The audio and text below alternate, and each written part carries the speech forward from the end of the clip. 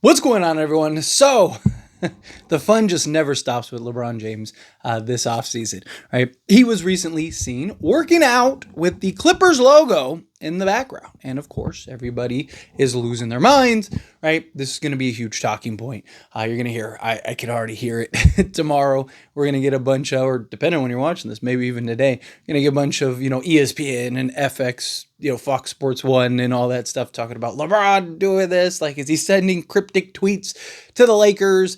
He did the workout with the Cavs and all that stuff. Well, the reality is that no, it's not some cryptic tweet. It's not some, shot at the Lakers or anything.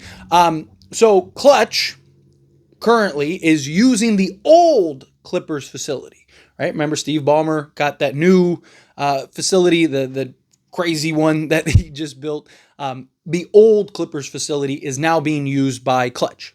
So Klutch, all of Klutch's players and everyone that they have under their umbrella are all able to go to the old facility and go work out. So this isn't some grand conspiracy. This isn't some like, oh my God, the LeBron James trying to send shots at the Lakers or anything like that. No, that's all this is simply that Rich Paul and Klutch using the old facility as a kind of hub for their players to go and work out. So LeBron was there working out, training, getting lifts in, getting all that stuff. He is committed to the Lakers. There was a video going around. Rich Paul was at an event and somebody asked him, hey, like it basically is a trade happening. He was like, no, LeBron isn't being traded, like pretty much point blank, that it's not going to happen. And the guy was like, come to the Knicks. Tell him to come to the Knicks and then we can hang out every day type thing. And he was like, it's not going to happen, right? So again, LeBron's not going anywhere. LeBron's committed. Luka even came out and said that, he wants LeBron to retire a Laker. He wants LeBron to stick around with the Lakers. He doesn't want LeBron to go anywhere. There were reports that came out that LeBron is willing to do whatever it takes for this team to win an NBA championship. He's in gear. He's getting himself together and, he's committed, right? Now, obviously, look, LeBron never does anything by accident. We've seen it a million times, but I don't think that this was one of those situations, right? Like, LeBron is more under a microscope than any player ever, right? Every little thing that he does. And there's been so much talk this offseason about him being traded or, him being the final season and that the Lakers want to push him out and that LeBron wants to leave and this, that, and the other, right? Like, and I imagine that noise is probably going to continue maybe even through the season. And, it is a lot of noise. It is distracting, right? But as long as it doesn't distract the players, then who cares? As long as it doesn't distract the Lakers, as long as the Lakers and the team and the players and everybody knows that, hey, LeBron's here, LeBron's committed, LeBron's bought in, who cares about all the noise outside? Who cares about, media drumming stuff up and Ramona and Windhorst and all these other, talking heads out there saying whatever they got to say in order to to convince people that LeBron's leaving? Again, I just think it's all just noise. Every offseason, every year we hear this. Every year it's like, this is LeBron's last year. Every year we hear all this, that, and the other. And every year LeBron stays. Every year he sticks around. And look, I've said it. I believe that the Lakers have the best duo in all of basketball. They're the only team that has 2 top 10 players in all of basketball.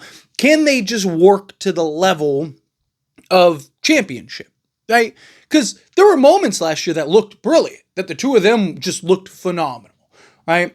But there were also moments where it was a little awkward, it was a little clunky, right? And especially with Austin Reeves and stuff like that. Can, LeBron and Luka coexist, but can also Reeves, LeBron, and Luka coexist? I saw a lot of people that are like, hey, like it worked last year, did to an extent. Again, there were games and stretches and moments where it was brilliant.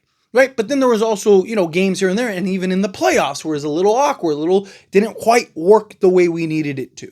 Right. And so they're going to have to find that balance in one way or another, which is why I think it's very good that we have now a full off season, full training camp, a full preseason where Luka and LeBron are going to be able to work through the things that they need to work through. They're going to be able to build that chemistry and that cohesiveness and all those things that are important to have success with this team, with this roster. And I do think that LeBron is going to buy in. I think he is bought in. I mean, he's already putting in the work. He's already, doing the things necessary to gear up for the season. He's going to be really good.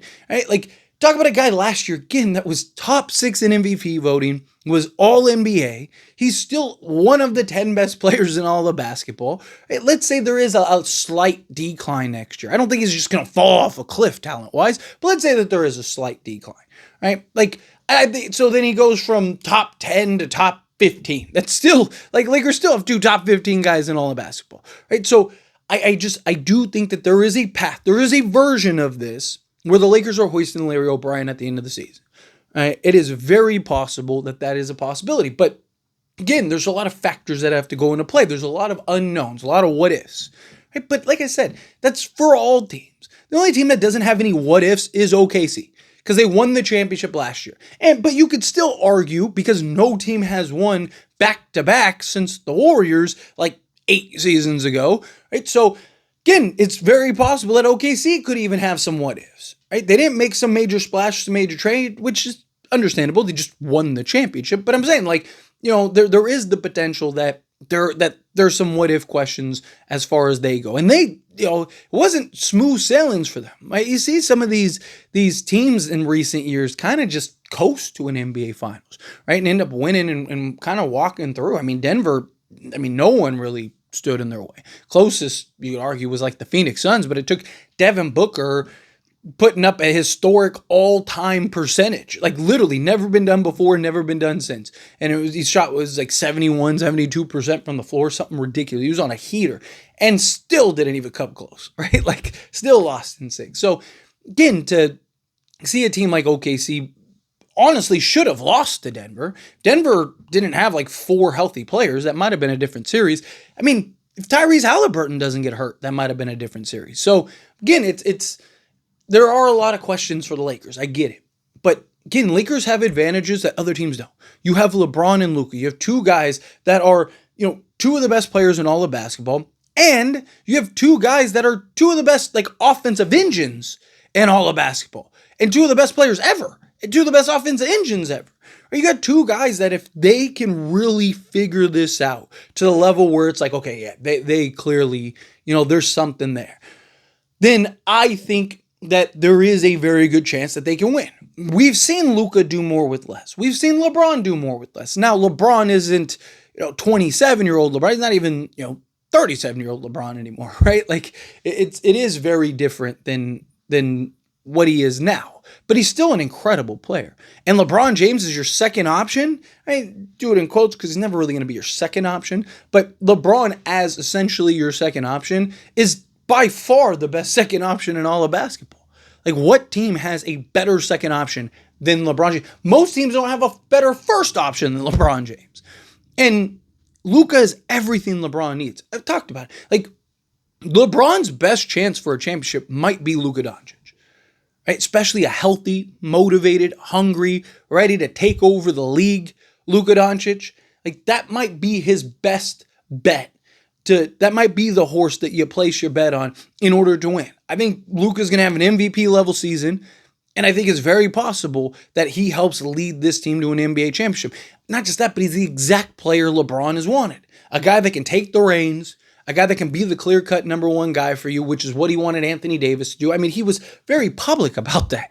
How many times do we hear him in interviews go like, this is Anthony Davis's team. Anthony Davis is our best player, right? Like, all of those things. And he just never fully took the reins. And I love AD. I think AD is going to go into the greats of the Lakers, right? That treasure chest that's just filled with Laker greats. He'll be there, right? But he wasn't the guy. Like, there were a lot of questions about Anthony Davis being the guy for the Lakers.